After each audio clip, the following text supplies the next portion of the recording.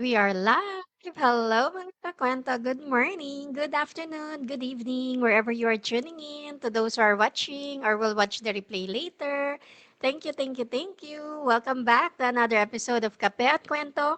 Kwentong pagbabago where we keep it real about life, change, and growth, one coffee at a time. So ako po si Lori, a former OFW, a mother of two, the face behind Life with Lure business page, and now a proud digital business owner. So, have you ever felt super motivated one day, then totally drained the next? Like on Monday, you're all fired up.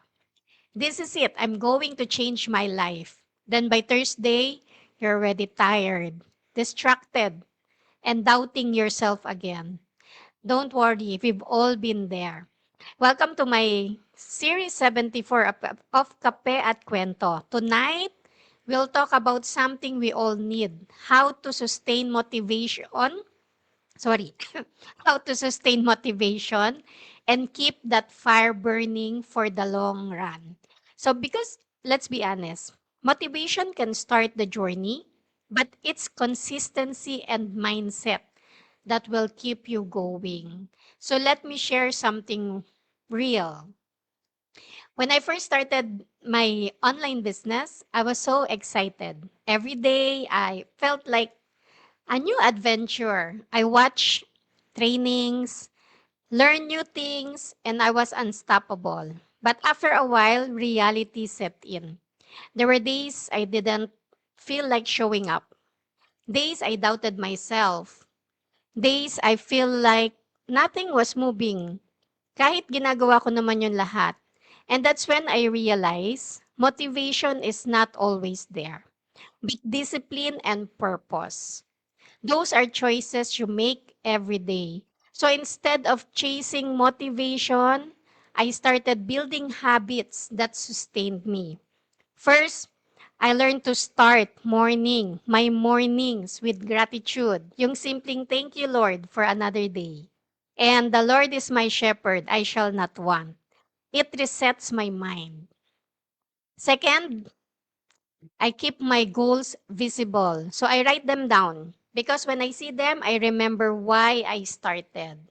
And third, I surround myself with the right people, mentors, community, friends who lift me up, not drain my energy.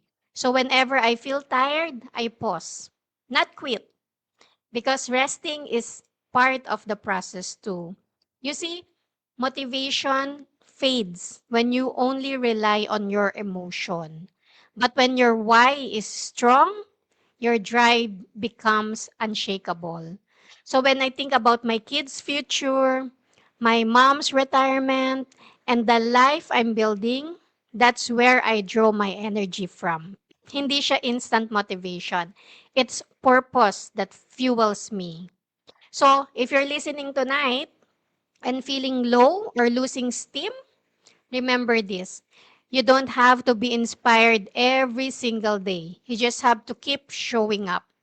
Do something small every day that brings you closer to your goals. Celebrate small wins, rest when you must, but never, never, never give up. Because it's not about how fast you go, it's about how faithfully you keep going. Your consistency will take you to places motivation alone never could. So as you sip your coffee tonight, think about this. Motivation will get you started. Discipline will keep you moving. But purpose, that's what will carry you through. So keep showing up, keep believing, because the dream you're working for, it's worth the energy, the time, and every step you take.